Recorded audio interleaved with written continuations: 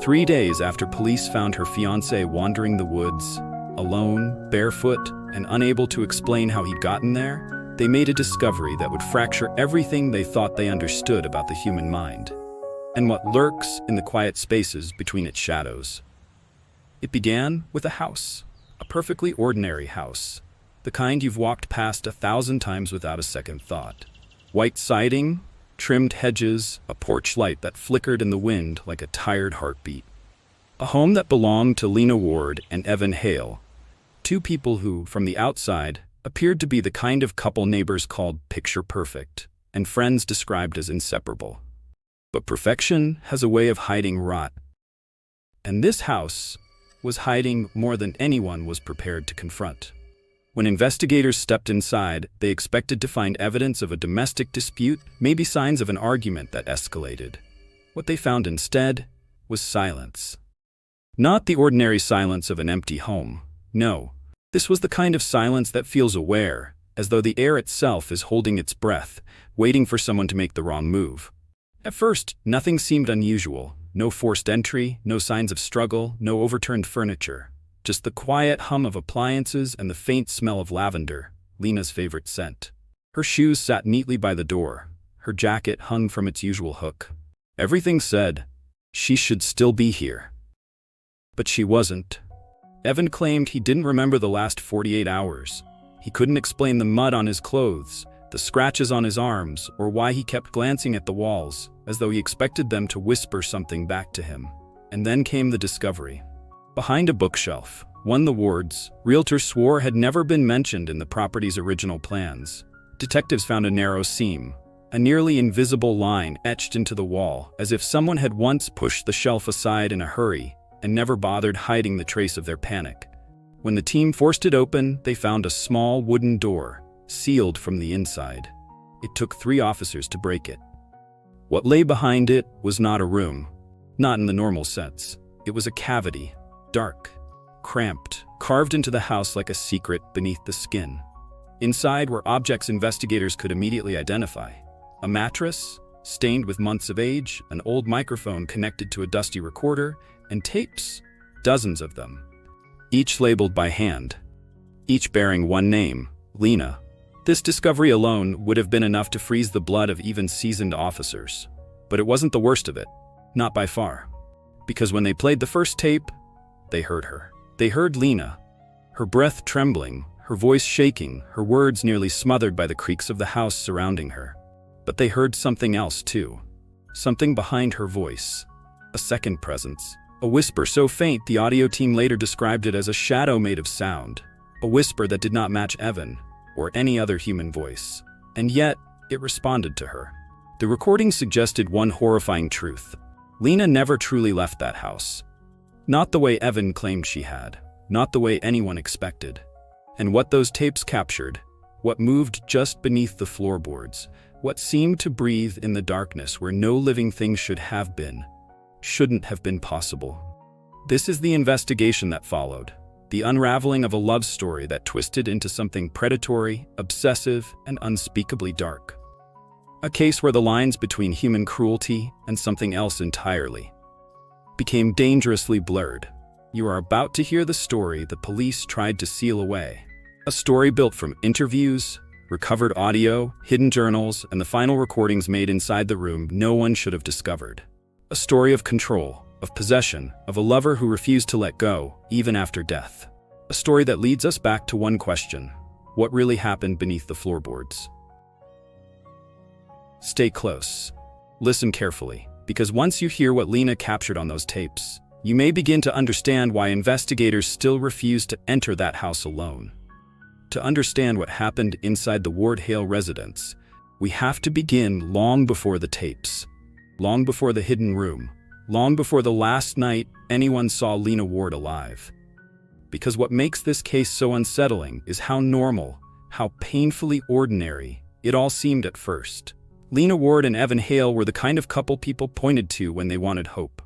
Hope that love could be simple. Hope that relationships could be soft, steady, and safe. They met during a volunteer event at a local community center. She was teaching an art class for children. He was repairing old computers for families who couldn't afford new ones. They were both calm, gentle, deliberate. That's what people always said. Deliberate, as though they were two puzzle pieces that snapped together the moment they touched. Evan proposed within a year. A quiet proposal, no audience, no spectacle, just a ring placed on Lena's finger while they stood in their kitchen, the smell of roasted coffee drifting through the air. She said yes before he even finished asking.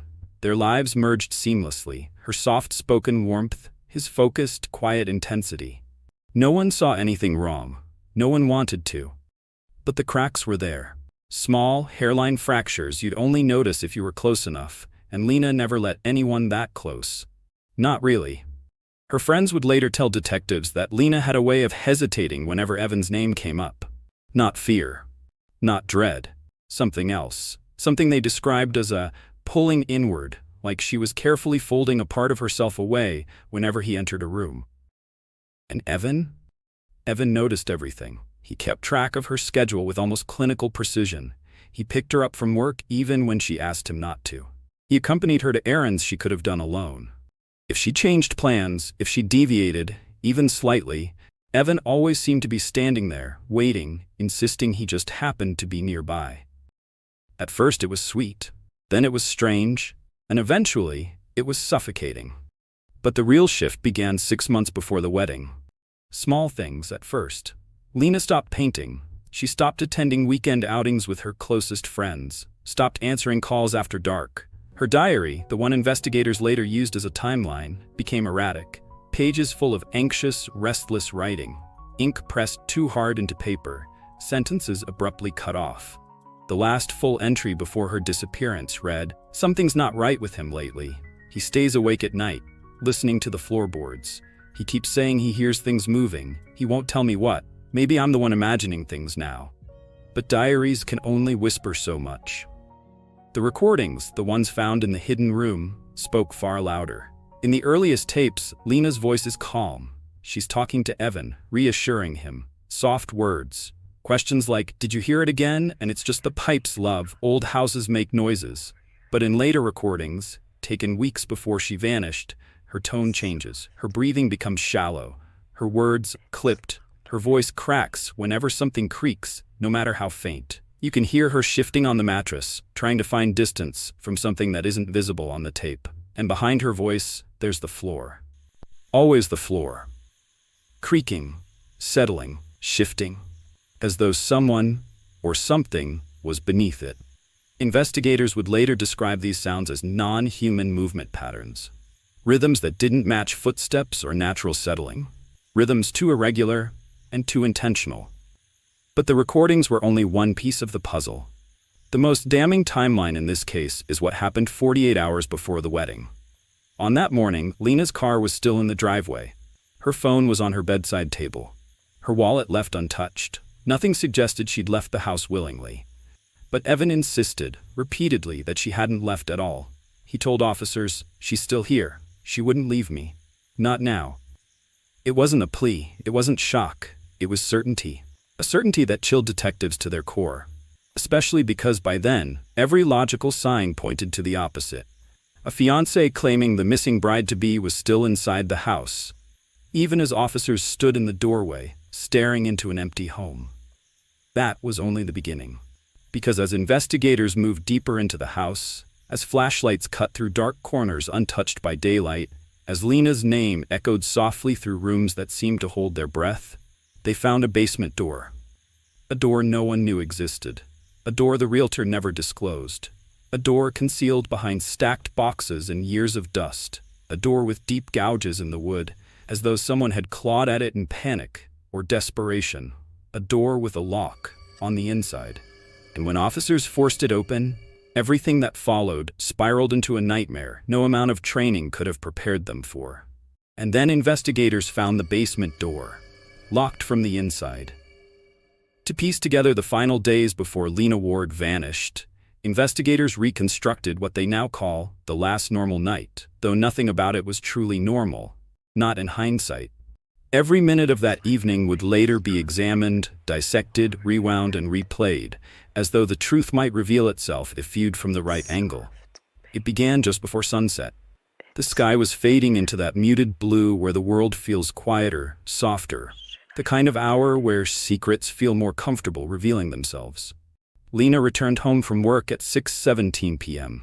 She parked in her usual spot, stepped out of her car with her bag slung loosely over her shoulder, and paused for a moment at the end of the driveway. Camera footage shows her looking not at the door, but at the far corner of the house.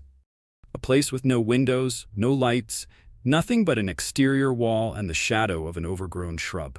She stood there for 8 full seconds, motionless, as though listening, and then she went inside. That was the last confirmed moment Lena Ward was seen alive.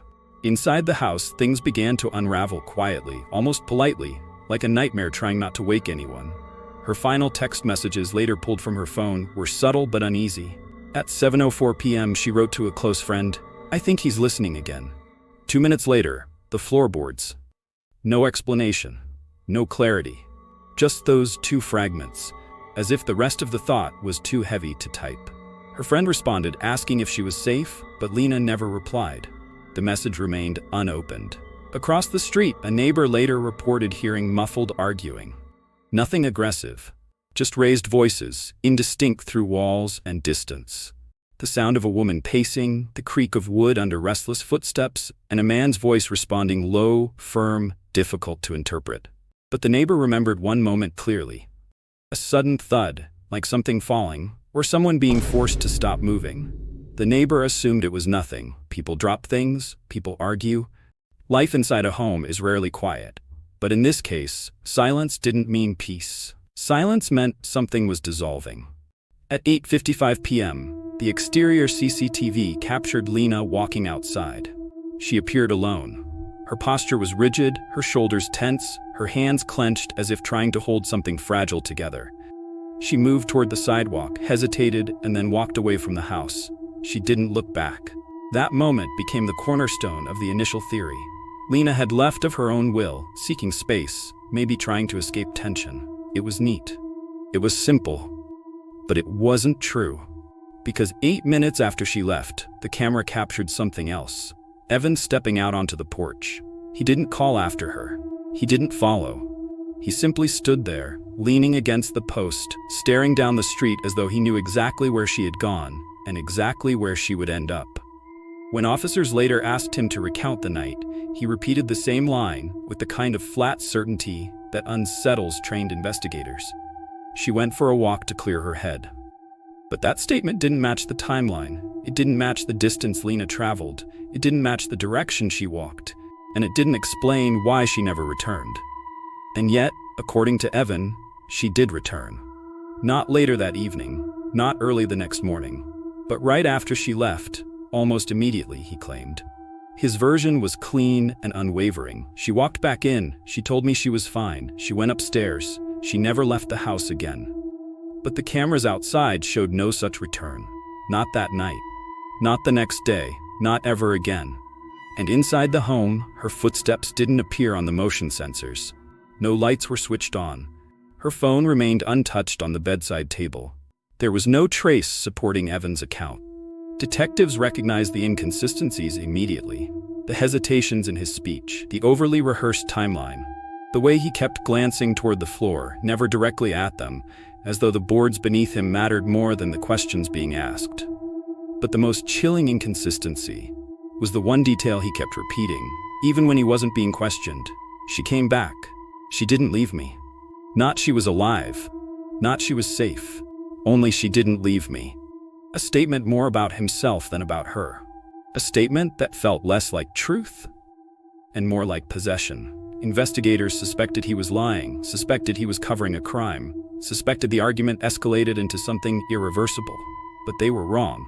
The truth was far stranger, far darker, and far more horrifying than the officers were prepared to admit. Because Lena did return that night, just not in the way anyone expected. But Lena did return that night, just not in the way anyone expected. When investigators returned to the Ward Hale residence the following morning, something about the house had changed. Not physically. No furniture was out of place, no doors had been forced, nothing had been moved or disturbed. But there was a heaviness. a kind of dense, unmoving air that pressed in on them the moment they crossed the threshold, as though the house itself had been holding its breath all night and finally exhaled when they stepped inside. They began their sweep in the entryway. The lights were dim, drawing long shadows across the walls, shadows that shifted whenever an officer walked past but never seemed to settle in the right place. A pair of shoes sat neatly by the door. A half-finished cup of tea rested on the counter. A glass lay on its side on the living room carpet, never shattered, just tipped over as if someone had been holding it and suddenly let go. Detectives found fingerprints on the rim. Lena's, but there were smudges too, smears of something that didn't match her prints or Evan's. The smudges appeared to drag downward, as if someone with trembling hands had clutched the glass and then collapsed or pulled away too quickly.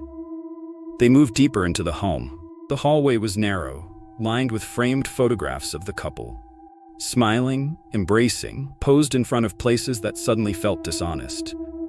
Every picture of them looked like a moment stolen from reality, as if the camera had captured something neither of them truly felt. Halfway down the hall, Detective Harding stopped walking. He crouched near the baseboards.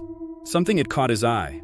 Scratch marks, tiny at first, thin, pale lines etched into the wood, then deeper, more jagged, clusters of gouges that looked almost frantic near the corner where the hallway bent toward the bedroom. They were fresh, new, the kind of marks made by fingernails forced to their limit. He touched one lightly with his glove. The wood splintered under the slightest pressure, as though the marks had been carved with desperate force. The team continued their walkthrough, but with each new step, the house grew colder. Not uniformly, not like the draft of an open window or a broken vent. This was different. Localized. Pockets of frigid air that hovered in specific places. At the foot of the stairs, in the center of the living room, beside the basement door. When officers walked through these pockets, their breath didn't fog, but their skin tightened and a subtle numbness crept across their hands. One officer described it later as walking through someone else's presence. In the living room, a rug lay slightly crooked, almost imperceptibly. But as Detective Harding straightened it with his foot, the edge flipped back, revealing a dark, rusty stain on the hardwood floor. Blood. Small in size, a droplet, no more, but exactly where the overturned glass had been found. Harding kneeled to examine it more closely. The stain had been wiped, just not well. Whoever cleaned it was in a hurry. As they continued their search, Evan Hale followed them closely. Not in a confrontational way, not with panic or anger, but with a strange, weightless calm. His expression never faltered. He answered every question with eerie politeness. He smiled occasionally, a small, practiced curve of the lips that never reached his eyes. And he kept insisting that Lena was in the house somewhere. Not joking, not delusional. Stating it the same way another person might say, "There's milk in the fridge." His calmness unsettled even the most seasoned officers. Men and women who had seen dozens of domestic cases felt something twisting in their stomachs as they watched him move. His footsteps were too soft, his posture too relaxed, his presence too expectant, as though he was waiting for the house to reveal something. Detectives split up to cover more space. One group swept the upstairs, another pushed deeper into the basement entryway, and a third moved through the main floor again, this time listening more than looking. And that was when the tapping began. Faint, too soft to pinpoint, like fingers brushing the underside of a wooden surface. A slow, rhythmic sound, totally out of sync with the creaks and shifts of an old house. The officers froze. The tapping stopped. Then it came again, from a different corner of the room. Then again, closer, subtle enough to question, clear enough to fear, the sound of something moving where it shouldn't be. One detective described the moment as being watched by something you can't see, but absolutely feel. The tapping faded, replaced by something even worse, a whisper of air, thin and trembling, like breath pushed through a gap in the wall. Detective Harding turned toward the hallway and stepped closer to the baseboards. He leaned in, trying to determine if it was airflow or an animal or simply a trick of acoustics. But then he jerked back, because he heard it, a voice. Soft, female, barely audible, not words, just the shape of a whisper, and it sounded very, very close. One detective swore he heard a woman whisper his name from behind the walls. The moment the whisper faded behind the walls, investigators knew they were missing something. Something structural, something concealed. Old houses often have crawl spaces, unused storage, forgotten nooks. But this didn't feel forgotten. It felt deliberate, like the house was hiding a secret beneath its own skin. Detective Harding and 2 officers returned to the hallway, the same narrow stretch where the scratches had been found. They scanned the baseboards again, then followed the markings toward the stairs. As they approached the underside of the staircase, the air grew noticeably colder, a sharp, unnatural chill that made the LED beams of their flashlights shimmer in the dark like frost. There, tucked behind stacked crates and cleaning supplies, was a small door barely 4 feet high, painted the same color as the wall, easy to overlook. Too easy. But what made them stop, what made their stomachs tighten, was the lock. A heavy, deadbolt-style mechanism fixed on the outside, newer than the surrounding wood, installed by someone who wanted to ensure whatever was behind it stayed behind it. Harding knocked once. The sound that came back wasn't hollow. It was muted, thick, as though the space behind the door was padded or insulated. He called out Lena's name, protocol, even though no one genuinely expected a response. But the silence that followed wasn't empty. It felt filled, like something on the other side was listening, waiting, deciding. Evan stood at the end of the hall, hands clasped loosely, smiling with that same unsettling calm. "If she's anywhere," he said softly, "it's in there." Officers exchanged a look, a silent agreement. The lock had to come off. When Harding forced his crowbar into the seam, the wood resisted. Not decayed, not fragile. It fought back, splintering in thick, reluctant chunks, as though it had been sealed for a long time and did not want to be opened.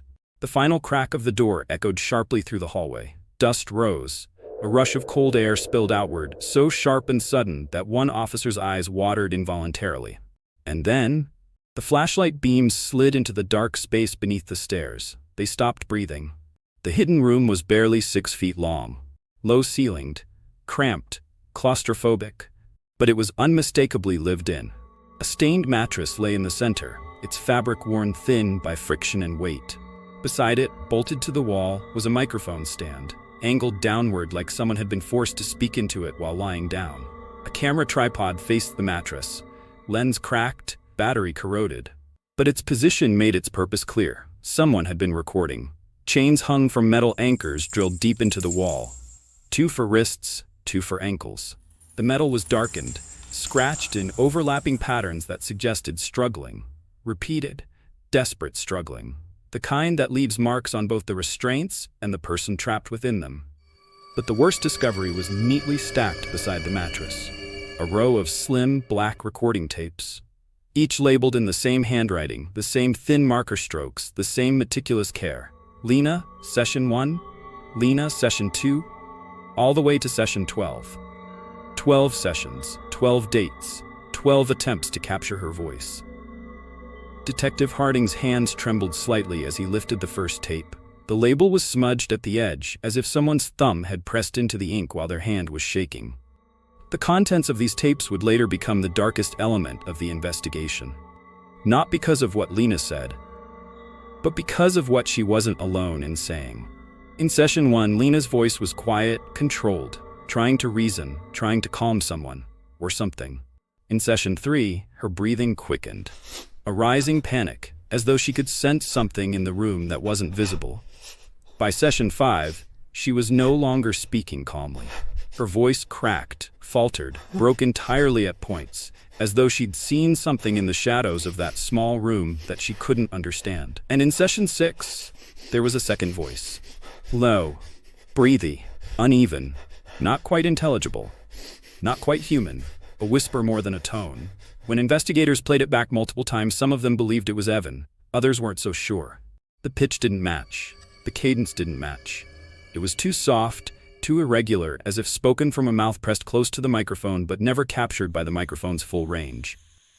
Evan, for his part, insisted he never recorded anything, insisted he never used the hidden room, insisted he was often gone in the evenings, and that if those tapes captured 2 voices, it certainly wasn't his.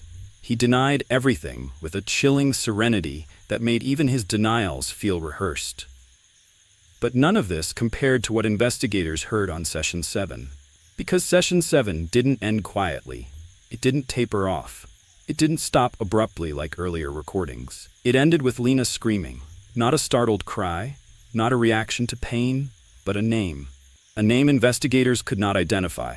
A name that didn't belong to anyone connected to her life, her family, or her past. She screamed it like she was begging, like she was warning, like she was pleading with something she thought could hear her. And beneath her voice, beneath the sheer panic, came another whisper. A second voice, closer than before. So close that the microphone crackled under the breath. It said something, a word, half a word. A sound shaped like language, but wrong in a way that raised the small hairs on the back of every investigator's neck. A whisper that didn't match Evan, didn't match Lena, didn't match any known voice print. A whisper that seemed to come from somewhere just out of sight, just out of reach, just beyond the walls. Session 7 ends with Lena screaming a name investigators couldn't identify, and a second voice whispering something back.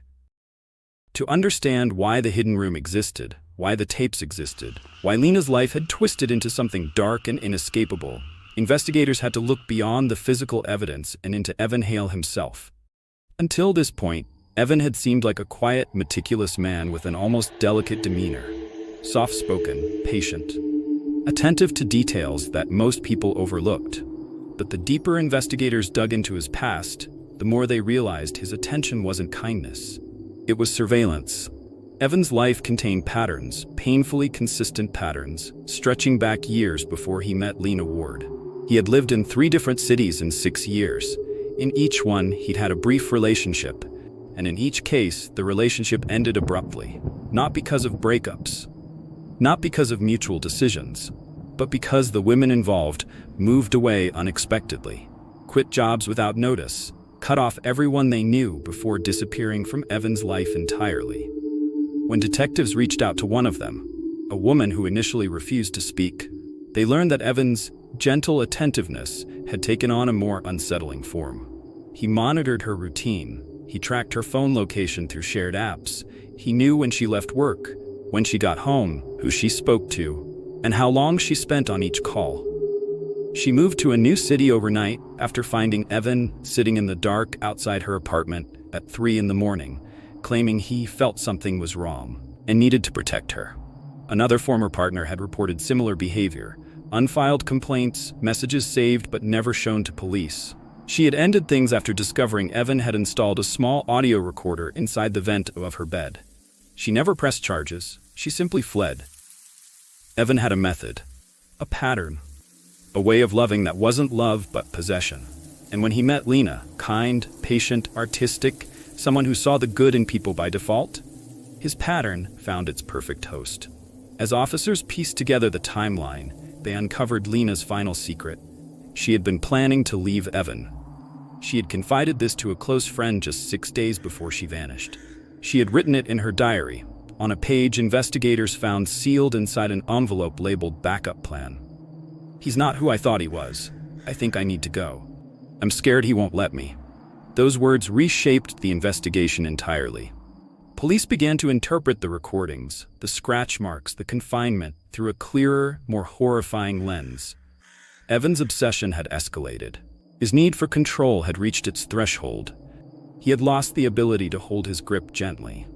And when Lena attempted to step away, that grip tightened beyond sanity. Investigators built their initial theory. Evan snapped. His compulsion to preserve love turned into something violent. A final attempt to keep Lena forever, under his watch, under his control, within the walls he chose. But as clear as this narrative seemed, something about it felt incomplete. Because the tapes, especially the later sessions, contained more than fear, more than manipulation, more than cruelty. They contained interactions. Moments where Lena responded to something or someone that didn't match Evan's voice, Evan's presence, or even Evan's breathing. Moments where she sounded like she was pleading with something she could see, but investigators could not. Session 9 included sounds that didn't align with the environment. Scratches on the microphone, as though someone dragged metal across the mesh from an impossible angle. Session 10 captured breathing that didn't match the cadence of human lungs. A stilted, uneven rasp that rose from a frequency no voice should inhabit. Session 12 contained 5 seconds of audio that investigators described as electrically impossible. 5 seconds where the room seemed to crackle with distortion without any device malfunctioning. And yet, Evan insisted again and again, with unnatural composure, that he acted alone. But when he said it, when those words slipped through his calm smile, something in his voice carried an unspoken message. He didn't mean that no one else was there. He meant that no one else mattered. Psychologists brought into the case constructed a preliminary profile. Evan possessed a fixation bordering on delusion, a need not only to love but to curate love, to preserve it in a state where it could never change, never leave, never decay. He believed emotions were fragile beings that had to be protected, guarded, contained. And in Evan's mind, the greatest threat to love was autonomy. He didn't want a partner. He wanted a forever witness, someone who couldn't walk away because they no longer had the means to. Someone he could return to whenever he needed to feel wanted. Someone who would always remain within reach. But as chilling as this psychological profile was, it was nothing, absolutely nothing, compared to what came next. Because when the medical examiner completed the autopsy report, one detail shattered the entire investigation, undermined every assumption, and forced detectives to consider a possibility they were not prepared for. But the autopsy would soon reveal something far more disturbing. The discovery of Lena Ward's body came 20 days after her disappearance, a discovery that should have brought clarity, closure, and a path toward justice. Instead, it opened a door investigators were never able to fully close. A local hiker spotted something unusual along a wooded trail 12 miles outside of town. A patch of disturbed earth, too shallow to be natural, with soil lighter in color than the surrounding forest floor. Emergency personnel were called. The ground was cleared, and there, under less than a foot of dirt, they found her. Lena's body lay curled in a fetal position, arms drawn tightly in toward her chest, head angled downward as though she had been placed, not tossed, with a strange, almost reverent care. Her clothing was intact. A thin layer of fabric covered her torso, wrinkled and torn near the wrists and ankles. Tears consistent with the pattern of the restraints found in the hidden room beneath the stairs. But the most startling detail was not the body itself. It was the condition it was in. Despite being buried for days, possibly more, there was almost no decomposition. Her skin showed only minimal deterioration. Her hair remained attached. Her limbs had not stiffened in the way they should have given the time frame. Evan claimed she had been missing. The medical examiner took one look and knew something was wrong with the timeline. Very wrong. According to Evan, Lena vanished 14 days before the discovery. He claimed she left the house, never returned, and he assumed she ran away, despite all evidence to the contrary. But the autopsy revealed that Lena had been dead for no more than 48 hours. 2 days, not 14, not even close. Someone had kept her alive for nearly 2 weeks after the night she disappeared. Kept her somewhere hidden from every search team, every drone sweep, every volunteer group, every officer who combed the woods and fields day after day. Someone had kept her alive until they didn't. When the medical examiner released the preliminary report to the investigative team, the room fell silent. The implication was unavoidable. Lena had been held captive, held far longer than anyone suspected, held in conditions that allowed her to survive but not escape. And the injuries on her body matched that reality. Her wrists bore deep, symmetrical marks, abrasions that wrapped around like rings, the same diameter as the metal cuffs bolted to the hidden room's walls. Her ankles had similar patterns, faint at first, then darker, then raw. Her shoulders showed of repeated pulling, as though she had tried again and again to wrench herself free from chains that refused to give. There were bruises in places impossible to explain through accident. On her upper arms, as if someone had held her down. On her ribs, as if someone had held her still. And on her back, in 2 places where the skin formed sharp crescents. Marks that looked almost like fingernail impressions from a hand far too forceful. But the most alarming injury was neither old nor faded. It was fresh. Near the base of her neck, on the right side, was a single wound, a deep, deliberate indentation, inflicted within the last 24 hours of her life. This detail fractured the investigation entirely. Because Evan claimed, in every interview, in every recounting of the timeline, that Lena had been gone for nearly 2 weeks before anyone found her. He claimed she left on her own, that he never saw her again, that he thought she would come home when she was ready. But Lena's body told a different story, a more chilling one. For nearly 2 weeks, someone kept her alive. Someone fed her just enough. Someone gave her water at irregular intervals. Someone watched her and listened and returned to her in the dark. And when she was finally killed, someone marked her body again. A fresh wound, inflicted after the date Evan insisted she had disappeared. The difference in timelines forced investigators to confront a possibility they had avoided until now. If Evan wasn't telling the whole truth, or if he wasn't the one present during those final 48 hours, then who was? Or worse, what was? Because buried within the autopsy's measurements, bruising patterns, and lividity reports was one final contradiction. Some of Lena's injuries did not align with any human-inflicted pattern. Not in shape, not in spacing, not in force direction. They were consistent with restraint, consistent with violence, but inconsistent with anything an ordinary person could cause. And as detectives stared down at the photographs, the reports, the raw truth of her final hours, a single question began forming in their minds. If Evan didn't inflict the last injury, then who or what was with her in those final moments? One injury was fresh, inflicted after the date Evan said she disappeared. The case had already twisted minds and blurred the line between crime and nightmare. But the next discovery, the one that would redefine the investigation entirely, was waiting in plain sight.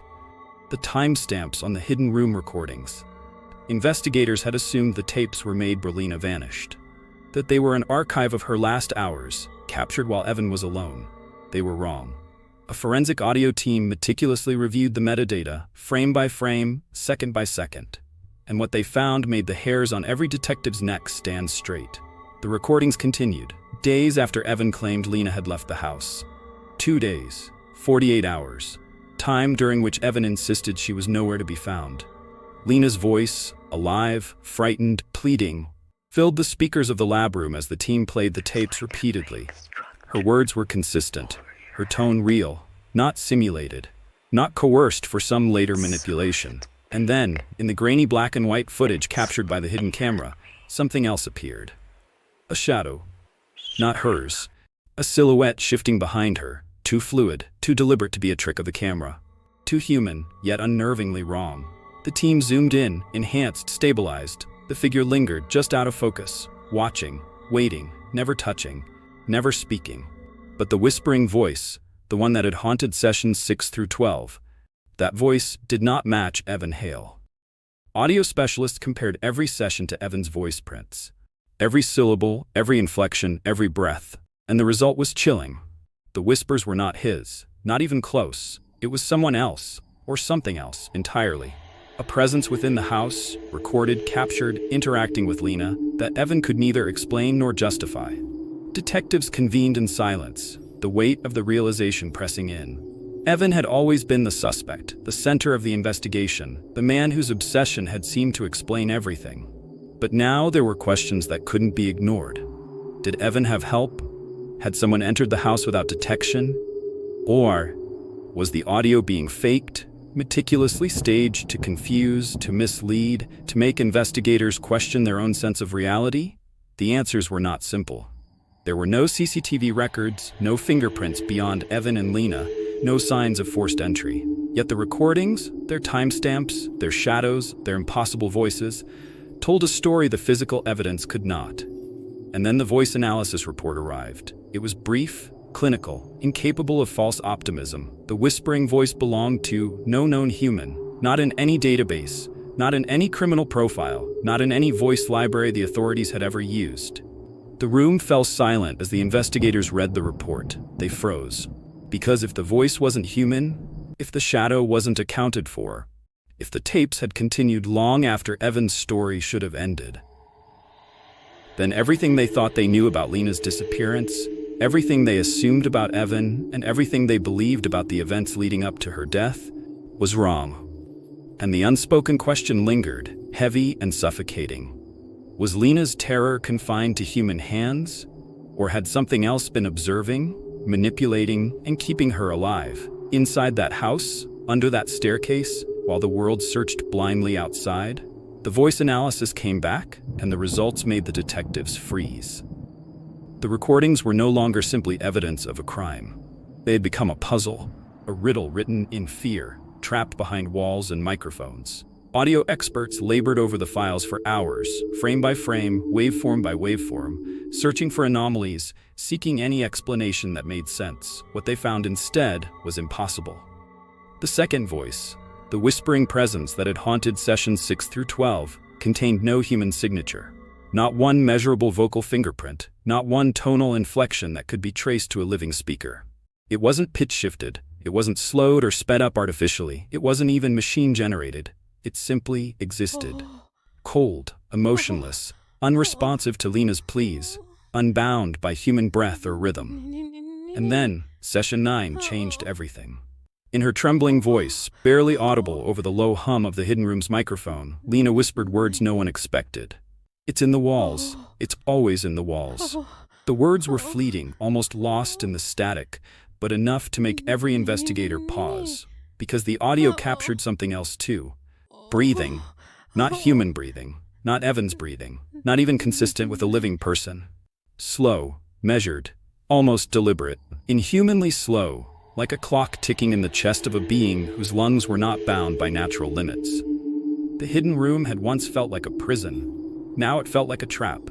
The recordings themselves had become a witness, a presence lurking just beyond comprehension. And yet, the recordings did not stop at fear. They recorded the psychological unraveling of Lena Ward. Her voice, once composed, became fractured. Moments of anger, desperation, and horror bled through every session. By session 10, the terror reached its peak. Her words were jagged, fragmented, as though she were speaking to two entities at once. "Please, make it stop. Please, Evan, make it stop." But Evan was not there. He was verifiably absent that night. Yet Lena's terror had a human anchor. The voice of someone she trusted, someone whose absence only amplified her panic. The whispering presence remained. The breathing remained. And Lena's pleas for intervention, for release, for someone to act, echoed into a void that was both physical and metaphysical. Investigators replayed the sessions endlessly, searching for rational explanations. Some theorized that Evan had used pre-recorded audio to simulate interactions, to manipulate Lena psychologically. But the timing, the responses, the unpredictable panic, and most chillingly the timestamps proved that these were not manipulated. Lena had spoken to something, or someone, or something that could imitate someone. The line between crime and horror blurred further. This was no longer just a case of obsession and captivity. This was a record of fear itself, captured, preserved, and documented in a way that defied rational explanation. Every investigator in the room felt it, the oppressive weight of the recordings, the impossibility of what they were hearing. The crime was human, but the horror was not. It was layered, multidimensional, an echo of something ancient and unreasoning lurking just beyond comprehension. And as Session 10 ended, one fact remained undeniable. Lena Ward had not been alone. She had never been alone, and whatever had been in the walls with her had witnessed everything: her fear, her defiance, her final moments. In Session 10, Lena begs Evan to make it stop. But Evan insists he wasn't even home that night. The detectives had thought they understood Evan Hale. They believed they knew obsession, possession, and the deadly lengths a human mind could stretch to maintain control. They were wrong. The interrogation room was cold, sterile, and unforgiving. The tape recorder hummed softly, capturing every inflection, every hesitation, every flicker of emotion, or the absence of it. Evan entered calmly. He sat across from the lead detective, hands folded, eyes steady, almost unnervingly so. He looked like a man who had rehearsed every word, every pause, every carefully curated lie. And yet there was a crack, a fissure in his composure that whispered of something deeper, something darker. The detectives began with the obvious questions. Where is Lena? What happened in the hidden room? Did you restrain her? Evan's confession was measured, precise, chilling in its calmness. Yes, he said. I restrained her. I needed her to stay. She was going to leave. I couldn't let that happen. But then he paused. His eyes flicked to the shadowed corner of the room, and for a moment the confidence faltered. And then she was taken. The detectives froze. The word hung in the air like smoke. Taken? They asked. By whom? By what? Evan smiled, small, almost imperceptible, but it carried no warmth. It lives between the walls, he said. A subtle tremor in his voice betrayed fear. Between the walls, it watches, it tells me what to do. The room went silent. The investigators exchanged glances. A common strategy among guilty parties is to invent a story to mislead. Perhaps Evan was fabricating a supernatural element, a narrative meant to confuse and deflect responsibility. And yet the recordings, the impossible timestamps, the whispers that matched no human voice, the shadow captured on video, gave his words an uncomfortable resonance. Evan leaned back in his chair, voice dropping lower, almost intimate. It's always there. Watching her, watching me. I don't know if it will stop. I do as it says. I keep her safe for it. For her, for me, for it. The detectives pressed him further. Evan, who took her? Who killed her? He shook his head slowly, his lips curled into a smile that didn't reach his eyes. I didn't. It did. It watches. It knows what must be done. And then, as the tape recorder clicked softly, Evan leaned forward slightly, tilted his head, and asked the question that no killer, human or otherwise, had ever asked investigators before. Do you hear it too? The words froze everyone in the room. A single simple question, but its implication was endless. Was he confessing? Was he warning? Or was he pleading for someone to witness the unseen? The air thickened. The room seemed smaller. The investigators felt the same cold pockets that had been reported in the house. A presence, intangible yet undeniable, seemed to hover. Evan Hale, the man who had orchestrated the captivity, the obsession, the hidden room, now introduced something beyond comprehension. Something that blurred the line between human crime and something else entirely. And in that moment, for the first time, it wasn't just Lena's fate they questioned. It was their own reality. And then Evan asked investigators a question no killer ever had before. The final recording, Session 12, was unlike anything the investigators had encountered. Every prior tape had been unsettling, each a breadcrumb in a trail of obsession and terror. But this was a crescendo of horror, a sonic nightmare that seemed to pierce the very walls of the hidden room and echo into reality itself. From the moment the play button clicked, Lena's voice filled the lab, sobbing, quivering, a sound so raw and fragile that it cut through the air like glass. Beneath her cries, subtle but deliberate scratching noises began. They were not random. They traced the walls, the floor, the ceiling of the room, tiny, deliberate, almost as if something was clawing from within the structure itself. The detectives leaned in, uneasily, every muscle tensed as though anticipating an unseen presence. Then, a door slammed. Not gently, not a casual knock, a full, echoing slam, reverberating through the recording like a physical blow. And then it spoke. A whisper. Low, inhumanly calm. I'm mine now. She's mine now. The words were layered, almost impossible to parse at first. Part human, part something else entirely. The voice seemed to inhabit multiple frequencies at once, hovering over Lena's sobbing, weaving around the scratching, filling every corner of the auditory spectrum. As the session drew toward its end, the microphone fell. A dull thud. The recording should have stopped. And yet, Lena's voice continued. A whisper, soft, frantic, terrified. She was no longer alive. The autopsy had confirmed it. Her final heartbeat long ceased, her body cold in the shallow grave miles away. But her voice, the voice persisted. Detectives replayed it, layer by layer, frame by frame. The waveform, the frequencies, the echoes. Nothing explained it. Every forensic analysis, every filter, every enhancement failed to account for how her voice could exist beyond the body. And then came the final detail. The tech team, combing through the last 3 seconds of static, discovered something buried beneath the white noise. A subfrequency. A message hidden in the spectral remnants of the tape. At first it seemed like nothing, just static. But when processed, reversed, slowed, and isolated, the whisper emerged. A voice. Not Lena's. Not Evan's. Something older, something patient, something watching. A single phrase, repeated, mechanical, deliberate, yet unmistakably alive. She belongs to us. She belongs to the walls. The detectives leaned back, faces pale, hearts racing. The recording, the hidden room, the impossible timestamps, the shadow on the video, the inhuman whispers, all converged into one chilling truth. This was no ordinary crime. No conventional killer. And whatever had held Lena captive, Whatever had claimed her final hours was still out there. The lab fell silent. Even the hum of the air conditioning seemed distant, as if reality itself had pulled back in fear. The recordings, the evidence, the autopsy, the shadow in the walls, all pointed to a horror that defied explanation, a crime intertwined with something inhuman. And in that silence, the question hung in the air, heavy and suffocating. Who or what was truly responsible for Lena Ward? And could anyone survive the house, the hidden room, and the echoes that lingered long after death? What the tech team found beneath the final 3 seconds of static changed the case forever. Even after the final recording had ended, the story refused to let go. Investigators returned to Session 12 again and again, desperate for answers. And beneath the static, buried under layers of distortion and noise, something impossible emerged. A faint heartbeat. Not steady, not human, slow, irregular, almost deliberate. A sound that seemed to pulse from beneath the tape itself, as if the walls, the microphone, the very air had recorded a presence no one could see. And then, a voice.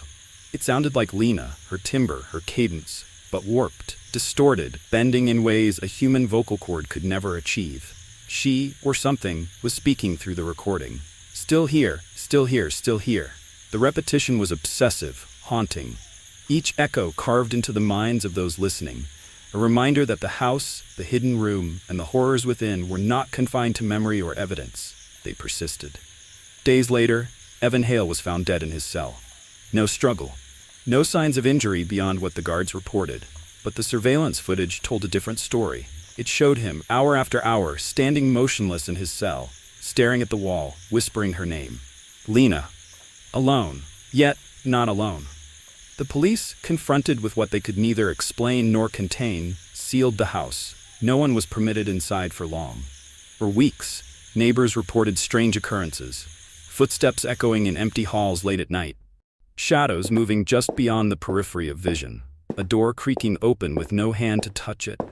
Those who had dared to investigate the recordings and the hidden room felt the same unease. A presence that lingered after the evidence had been collected. A subtle pressure in the air, as if the house itself remembered. And yet, the most unsettling revelation, the one that would ensure the story of Lena Ward would never fade, remained unreleased. Investigators refused to release one final piece of evidence, the portion of Session 12 recorded after the microphone had hit the floor. No one has explained what happens next. Only that what lies in that final fragment of static cannot be ignored, cannot be silenced. And if you listen closely, long after the house is empty, long after the case is closed, you might still hear her. Still here. The echoes of fear do not die. They do not fade. And in some places, they never leave. And investigators refuse to release one final piece of evidence. The part of Session 12 recorded after the microphone hit the floor. The story of Lena Ward and Evan Hale lingers long after the microphones have stopped recording. Long after the house has been sealed, long after the detectives have tried to make sense of what occurred. A couple who appeared perfect to the outside world, loved by family, admired by friends, poised for a future together, hid a darkness so complete, so suffocating, that even the strongest investigators struggled to comprehend it. Evan's obsession, the hidden room, the recordings, the impossible whispers, the shadows caught on camera, the evidence that Lena's final hours were not her own. It is a case where human cruelty intersects with something unexplainable, where true crime meets horror, where the boundaries of reality are stretched thin, and where every logical explanation seems to crumble under the weight of the recordings, the timestamps, the voices that should not exist. Evan Hale confessed to restraining her, but he could not account for the presence of the second voice, the shadow that moved unseen, or the distorted echoes that whispered after Lena's death. He claimed something lived between the walls, but whether that was truth, madness, or something far more sinister remains uncertain. And now the question that haunts every investigator, every neighbor, every person who has heard this story. Do you think Evan acted alone? Or was there something else inside that house with them, watching, whispering, claiming her even after she was gone? The final recording, Session 12, was never released to the public until now. It stands as a warning, a testament, a chilling reminder that some horrors do not end, that some presences cannot be contained, and that the echoes of fear sometimes linger longer than the living. If you think you've understood the story, think again. Watch the next video. It goes even deeper into the darkness, and remember, some doors once opened never truly close.